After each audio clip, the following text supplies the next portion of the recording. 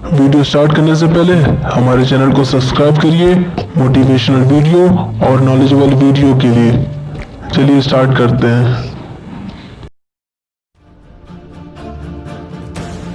Real life Iron Man, risk taker, innovator and one of the most adventurous businessman Elon Musk के बारे में आज हम बात करेंगे और इनकी लाइफ के कुछ पागलपन भरे किस्से आपके साथ शेयर करेंगे जो कि यकीनन आपका दिमाग हिला देंगे। बस आखिरी लाइन तक सुनना, एक भी सेकंड आपका वेस्ट नहीं जाएगा। So let's start with the journey of world famous business personality Elon Musk. किसी भी नॉर्मल इंसान को कंप्यूटर प्रोग्रामिंग सीखने के लिए 6 महीने लगते हैं, पर इस बंदे में बचपन से ही कुछ खास बात थी। 9 साल की उम्र में जब इलॉन मस्क को अपना पहला कंप्यूटर मिला, उस वक्त कंप्यूटर के साथ प्रोग्रामिंग की एक बुक भी साथ में मिली थी और इस 9 साल के बच्चे ने बिना सोए 3 दिन में ही इस बुक को खत्म कर दिया और इस प्रोग्रामिंग नॉलेज को यूज करके 12 साल की उम्र में एक कॉम्पिटिटिव गेम डिजाइन करके एक वीडियो गेम कंपनी को बेच भी दिया। ऐसे ही कुछ अजीबोगरीब किस्सों से भरा है इलॉन मस्क का बचपन। कहते हैं इलॉन मस्क के पास फोटोग्राफिक मेमोरी है, यानी कि जो भी चीज वो एक बार देख ले उन्हें याद हो जाती है। ये बात तो आपने सुनी होगी कि इलॉन को स्कूल में काफी बुली किया जाता था, जिसकी वजह से इनका कोई दोस्त नहीं था और इसीलिए ये बंदा अपना ज्यादातर वक्त किताबें पढ़ने में गुजार देता था।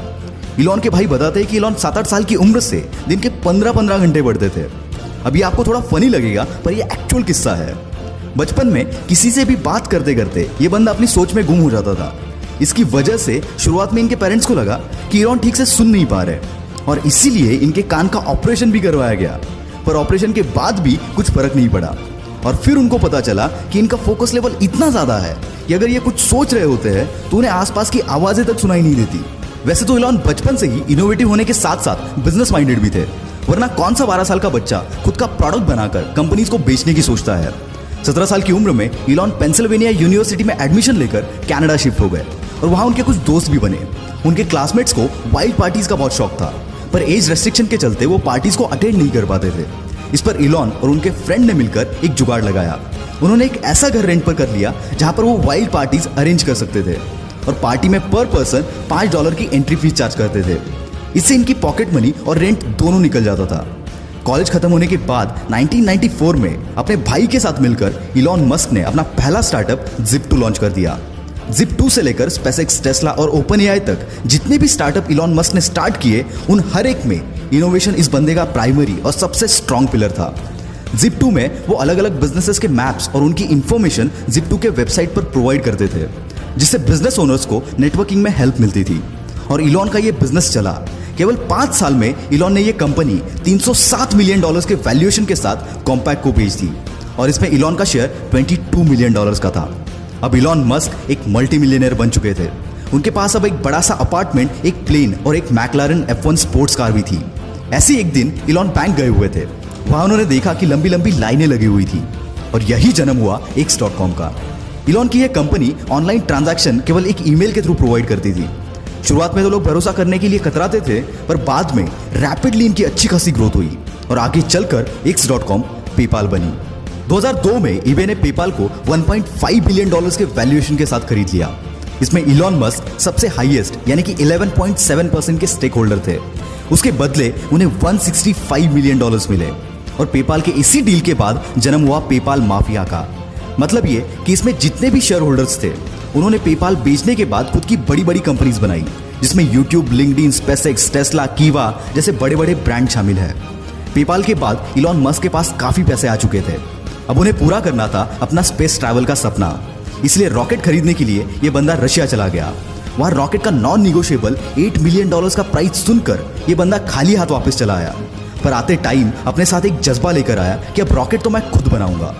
पर किसी भी चीज को जीरो से शुरू करना इतना आसान नहीं होता, कई बार हार का सामना भी करना पड़ता है। पर इस बंदे ने किताबें पढ़कर एक्सपेरिमेंट कर करके रॉकेट को बनाना चालू किया।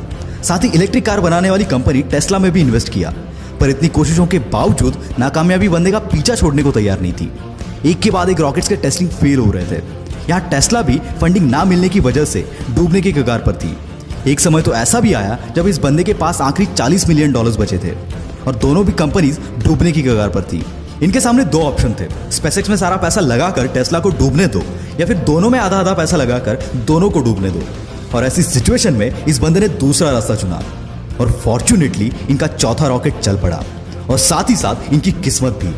स्पेसएक्स की कामयाबी देखकर नासा ने इनको $1.5 बिलियन का कॉन्ट्रैक्ट दिया, जिसने इनकी डूबती नैया पार करा दी।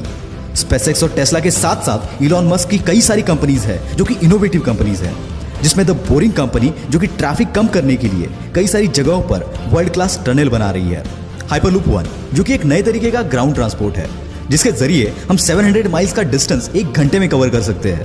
न्यूरालिंक जो कि एक अपाहिज इंसानों के लिए ब्रेन मशीन तैयार कर रही है, इसके चलते वो नॉर्मल इंसानों जैसे सारी चीजें कर पाएंगे। ओपन एआई ये कंपनी आर्टिफिशियल इंटेलिजेंस पर रिसर्च कर रही है।